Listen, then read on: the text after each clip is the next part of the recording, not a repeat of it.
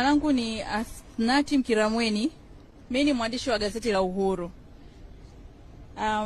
Katika upande wa sekta hiyo ya usafiri na usafirishaji, kuna taarifa tumeiona ya kukamatwa kwa meli ambayo inadaiwa ina bendera ya Tanzania na inadaiwa imebeba tani takribani 6.6 za dawa za kulevya.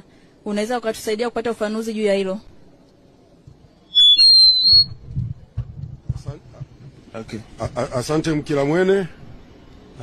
Nipokee swali jingine. Okay. Mkiramweni, umeuliza kuhusu meli iliyokamatwa kule El Salvador. Ni kweli tumepokea hii taarifa,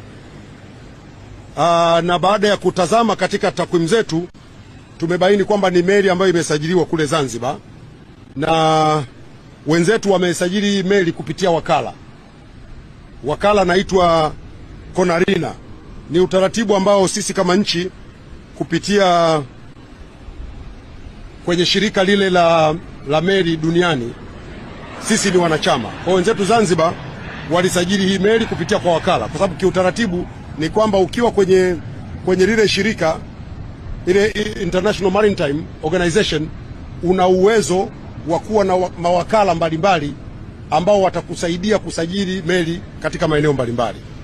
Kwa baada ya kutazama tumekuta kweli ni meli ambayo ilisajiliwa kupitia kule Zanzibar, na wenzetu Serikali ya Mapinduzi Zanzibar imechukua hatua kadhaa, lakini niwaombe ndugu zangu waandishi wa habari, Serikali ya Mapinduzi Zanzibar watakuja kutoa taarifa kuhusiana na meli hii.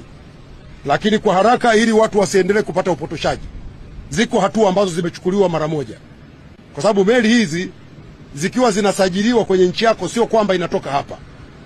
Inaweza ikasajiliwa ikiwa kwenye nchi nyingine na inafanya kazi huko, na ndio maana hata kwenye meli hii, kwenye taarifa ambayo imetoka, mmesikia kwamba hakuna Mtanzania aliyekamatwa huko.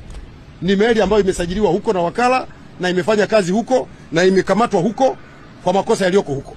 Lakini kwa sababu sisi kupitia Serikali ya Mapinduzi Zanzibar ilisajiliwa huku kwetu, Serikali ya Mapinduzi Zanzibar imechukua hatua zifuatazo. Kwanza, ilipopata taarifa tarehe 17 ya mwezi uliopita, mwezi huu, tarehe 18 ya mwezi wa pili, Serikali ya Mapinduzi Zanzibar imefuta usajili wa ile meli. Ile meli inaitwa nadhani FMS Eagles. Ile meli imefutiwa usajili na hivi ninavyozungumza haina usajili tena wa Zanzibar.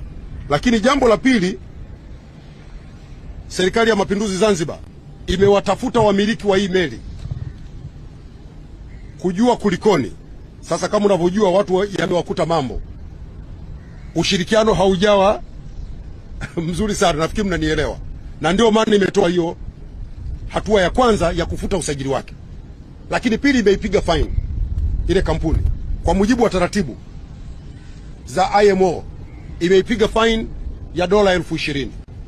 Jambo la tatu, inaendelea kufanya mawasiliano kupitia wizara yetu ya mambo ya nje ili kuondokana na utambuzi wowote wa meli hii kimataifa.